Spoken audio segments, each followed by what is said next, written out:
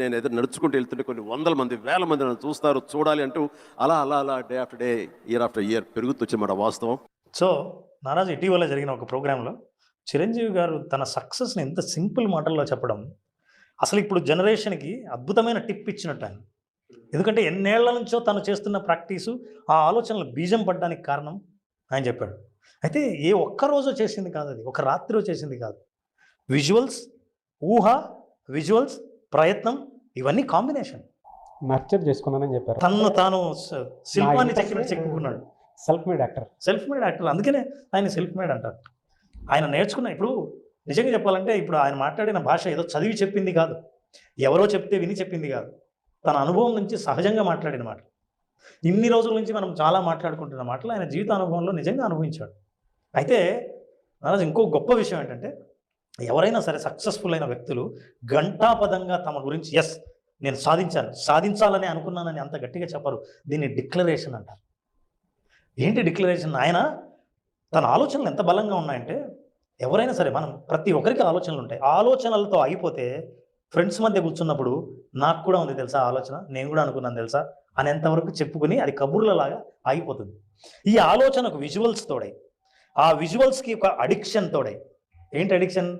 నేను ఈ స్థితికి పొందాలి, ఈ స్థితిలో నన్ను నేను చూసుకోవాలి, నేను ఖచ్చితంగా ఇది సాధించాలి అనే ఒక థాట్ అడిక్షన్లోకి మనిషి వెళ్ళిపోవాలి. ఆ థాట్ ఎప్పుడైతే బలంగా మారిందో, ఎప్పుడైతే అది నెట్వర్క్గా మారిందో, ఈ నెట్వర్క్ ఏం చేస్తుందంటే కొత్త కొత్త అవకాశాలని మనిషికి చూపిస్తుంది. ఆ అవకాశాలను అట్రాక్ట్ అయ్యేలా చేస్తుంది. అట్లాంటి వ్యక్తి మరి ఘంటాపదంగా చెప్పగలడా? అసలు నిజంగానా మీకు ఇంత నమ్మకం ఉందా, నిజమే అట్లా అయి ఉండొచ్చేమో అని కాకుండా ఖచ్చితంగా ఒక్క మాటలో చెప్పాలంటే చిరంజీవి గారు ఏం చెప్పారో చూద్దాం. Sure sir. కాబట్టి నీకు షార్ట్ ఆన్సర్ ఎస్, ఊహించారు, ఈ పొజిషన్ రావాలని ఊహించారు, అందుకే వచ్చారు. సో ఇంత గట్టిగా ఆయన చెప్పాడంటే దాని అర్థం ఏంటంటే, మనిషి ఏదైనా సాధించాలని అనుకుంటే సాధించాలని అనుకుని ఇతరులను ఇంప్రెస్ చేయడం కాదు ముఖ్యం, నిన్ను నువ్వు కన్విన్స్ చేసుకోవడం, కన్విన్స్ అయిన తర్వాత బలంగా నమ్మడం, నమ్మిన తర్వాత డిక్లేర్ చేయడం. ఆ స్ట్రెంగ్త్ మనిషి ఎప్పుడైతే చూపించడం మొదలు పెడతాడో సాధించడం మొదలు పెడతాడు. కన్విక్షన్, ఫస్ట్ కన్విన్స్ చేసుకోవాలి, కన్విక్షన్ ఉండాలి, డిటర్మినేషన్ ఉండాలి, డిక్లేర్ చేసుకోవాలి. పర్ఫెక్ట్.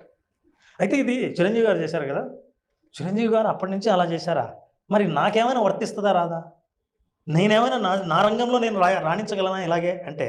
ఆయన జనరేషన్ అంటే ఇప్పుడు ఆయన నేను యూత్ కాదు అని చెప్పలేడు, కానీ యూత్తో సమానంగా అద్భుతంగా వాళ్ళ అభిమానాన్ని పొందుతున్నది. ఆ ఎదురుగా రిప్రజెంటేషన్ విజయ్ దేవరకొండ యూత్కి రిప్రజెంటేషన్. కొత్తగా సోషల్ మీడియాలో వస్తున్న వాళ్ళకి వాళ్ళ ఆలోచనలు, వాళ్ళ సక్సెస్ కావాలన్న కోరికలు ఆయన ద్వారా చిరంజీవి గారిని చేయడం, 2 జనరేషన్స్ మాట్లాడుకోవడం.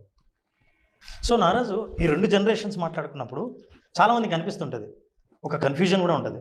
ఏంటంటే సార్ మనం అనుకున్నది అవుతామా, లేదా ఏది అవ్వాలని రాసి పెట్టుంటే అదే అవుతుంది, మనకు ప్రాప్తం ఉంటేనే జరుగుతుందా అని. అంటే సక్సెస్ఫుల్ పీపుల్ ఎంత వినయంగా ఉంటారో, ఎంత వినయాన్ని ప్రదర్శిస్తారో, తమ కెరీర్ విషయంలో, తమ సక్సెస్ విషయంలో మాత్రం ఏమాత్రం రాజీ పడకుండా ఉంటారు. ఈ ప్రకృతితో, ఈ విషయంతో పోరాడైనా సరే తను సాధించుకుంటారు. ఎందుకంటే ఏదో మనకు రాసి పెట్టుంది కాబట్టి అని కాదు, నేను స్వయంగా కష్టపడి ఎలా సాధించుకున్నానో, నా విజయానికి మార్గాల్ని నేను ఎట్లా ఏర్పాటు చేసుకున్నానో, ఆ రోడ్డు వేసుకున్న పద్ధతిని కూడా వాళ్ళు చెప్తారు. కాబట్టి ఎవరో సృష్టించేదో లేదా రాసి పెట్టిందో మీకు రావాలని ఉంటే వస్తుందో అని అనుకోవడం కాదు, మన చేతిలోనే మన రాత ఉందన్న విశ్వాసం, దృఢ నమ్మకం ఎక్స్ప్రెస్ చేస్తారు. అట్లాంటి వాళ్ళు మన చిరంజీవి గారు మనం ప్రతిరోజు చూస్తున్నాం. ఆయనకున్న దృఢ సంకల్పాన్ని ప్రతి మాటలో, భాషలో, అతను మాట్లాడే ప్రతి అక్షరంలో కనిపిస్తుంది. ఆ సంకల్పంతో డెస్టినీ మీద కూడా ఎంత అద్భుతంగా చెప్పాడంటే, ఇది మన అందరం నేర్చుకోవాల్సిన విషయం. Let's look at this.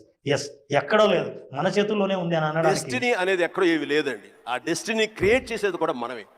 మనం క్రియేట్ చేసుకోవాలి. నా పాత్ ఎలా ఉండాలి, దట్ ఈస్ మై డెస్టినేషన్, నా డెస్టినీ ఇది. దాన్ని అచీవ్ అవ్వాలంటే నేనే చేయాలి, అది రీచ్ అవ్వాలంటే నేనే కష్టపడాలి, అక్కడ రీచ్ అవ్వాలంటే నేనే పరిగెత్తాలి, నేనే నడవాలి, నేనే కష్టపడాలి అని మనం అనుకుంటుండగా మన పాత్ మనమే లేచి చేసుకుంటూ ముందుకు వెళ్ళాలి తప్ప ఎవరు రెడీమేడ్గా ఉండి జన్మల ముందు రాసి పెట్టి ఉంటుందనే ట్రాష్ నేను నమ్మను. మనం సాధించుకోవాలి. మన భవిష్యత్తుకి మనమే ఇంజనీర్స్, మన భవిష్యత్తుకి మనమే నిర్మాతలం. ఎస్, మనమే ఆ డెస్టినేషన్ అన్నది, ఆ డెస్టినీ అనేది మనమే ఏర్పాటు చేసుకోవాలి. మనం ఏర్పాటు చేసుకుంటేనే అక్కడ ఉంది అది. అంటే డిక్లరేషన్ స్టేట్మెంట్స్. ఆయన ఒకటి అన్నాడు, ఆయన తెలియకుండా లాస్ట్లో ఒకటి చాలా సహజంగా అన్నాడు, కానీ అది గొప్ప ఫిలాసఫీ ఏంటో తెలుసా? వాట్ యు ఆర్ సీకింగ్ ఈ సీకింగ్ యూ. నువ్వు దేనికోసం అయితే ఎతుకుతున్నావో అది ఆల్రెడీ నీకోసం వెతుకుతా ఉంది. ఆ వెతికే మనిషి యొక్క సంకల్పాన్ని బట్టి అది నిన్ను వెతుకుతుంది. సో ఇది అద్భుతమైన సందేశాలు ఆయన ఇచ్చింది. మీరు ఇచ్చిన అంటే అందులో అంత పెద్ద గొప్ప మీనింగ్ ఉందని ఒక్కొక్క ఫిలాసఫీ చెప్పారు సార్. మీరు దేనికోసం అయితే వెతుకుతున్నారో అది కూడా మిమ్మల్ని వెతుకుతుంది. అంటే మిమ్మల్ని స్టార్గా చేయాలి అనేటువంటి దారిని అది కూడా క్రియేట్ చేస్తుంది, మీ దగ్గరికి రావడానికి ప్రయత్నం చేస్తుంది, అట్రాక్ట్ చేస్తుంది. కాకపోతే మీ రోడ్డు కోసం అది ఎదురు చూస్తూ ఉంది. ఎస్. మీరు రోడ్డు వేస్తున్నారా, ఆ రోడ్డు మీద నేను నడిచి వస్తా. రూమీ అని ఒక అద్భుతమైన ఫిలాసఫర్ చెప్తాడు, what you are seeking is seeking you. నువ్వేమనుకుంటున్నావు అంటే నువ్వు దానికోసం వెతుకుతున్నావు అనుకుంటున్నావు, కానీ అది నీ కోసం వెతుకుతావు.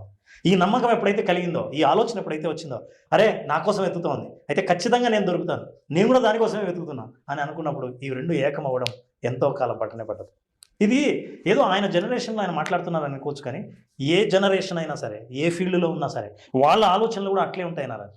ఎందుకంటే ఈ ఇంటర్వ్యూలో మాట్లాడే విజయ్ దేవరకొండ అనుభవాలు కూడా విజువల్స్ లేకుండా ఏమి అతను మీకు successful విజువల్స్ నాకు కూడా నేను 20-25 ఉన్నప్పుడు నాకు కొన్ని విజువల్స్ కనిపించేటివి. ఇట్లా నేను నిలబడ్డ జనాలు, అరుపులు, ప్రేమ, సినిమా ఇట్లా నాకు కనిపిస్తుంటుంది. మీకు కూడా మీరు చెప్తున్నప్పుడే నేను కనెక్ట్ అయ్యా. అది ఆ విజువల్స్ కనిపించిన ఈరోజు నేను ఇక్కడ ఉంటా అని నాకు తెలియదు. 10 years తర్వాత ఎగ్జాక్ట్లీ లైఫ్ ఎలా ఉంటుందో మనకు తెలియదు. మీరు ఇంత జర్నీ చూసారు కాబట్టి మీకు ఆ విజువల్స్ కనిపించాయి, ఈరోజు ఇక్కడ ఉన్నారు. ఈవెన్ ఇప్పుడున్న జనరేషన్ వాళ్ళు కూడా ఆ థాట్ కన్విక్షన్ మీద, అంటే నేను ఇలా ఉంటాను, నా చుట్టూ ఆడియన్స్ ఇలా ఉంటారన్న విజువల్ నాకు పడింది అని చెప్పి చెప్తున్నాను. ఆ రోజు మెగాస్టార్ చిరంజీవి గారు ఏ విజువల్ అయితే వేసుకున్నారో అదే విజువల్ ఈ రోజు వీళ్ళు మేము వేసుకుంటాం అని చెప్పేసి ఈ జనరేషన్ వాళ్ళు మాట్లాడుతున్నారు. గ్రేట్ అచీవ్మెంట్ అది. అంటే విజువలైజేషన్కి అంత పెద్ద పవర్ ఉందనేది ఊరికే అనరండి. ఇలాంటి సెలబ్రిటీస్ కోచ్ ఊరికే ఎవరు. ఇవాళ చాలామంది సెలబ్రిటీస్ కూడా మీ దగ్గరకు వచ్చి కోచింగ్ తీసుకుంటున్నారు అని అంటే అది అంత చిన్న విషయం కాదు. మీరు ఈ క్లిప్ చూడడానికి ఇందులో ఏముంది అనుకున్నటువంటి వాళ్ళు మాత్రం ఒక 2 సార్లు మీరు వీడియో చూడండి. మీ జీవితానికి కావాల్సినటువంటి జీవిత పాఠాలు చాలా కనిపిస్తూ ఉంటాయి మనకి. ఒక్కసారి వాళ్ళిద్దరి జర్నీ తెలుసు సార్. ఆ జనరేషన్కి ఈ జనరేషన్కి ఉన్నటువంటి తెలివితేటలు ఎలా ఉన్నాయి, కానీ ఎక్కడా కూడా వాళ్ళు you are the creator of your own destiny అనేటువంటి స్టేట్మెంట్ మీద నిలబడ్డారు, కానీ మిగతా వాటి మీద ఎప్పుడూ మాట్లాడలేదు. విజువలైజేషన్ అనే దాని మీద మాట్లాడారు. అది మీ రూపంలో ఇవాళ ఆ వీడియోని ప్రజలకి చేరటం అనేది చాలా హ్యాపీగా ఫీల్ అవుతుంది. అందులో ఈ షోలో మీతో పాటు నేను ఉంటాను. అదే కదా నారాజు, ప్రేక్షకులు చూస్తున్న వాళ్ళు ఎవరైనా సరే ఏదైనా సాధించాలన్న ఆలోచన ఉంటే ఆలోచనని విజువల్స్గా ఎలా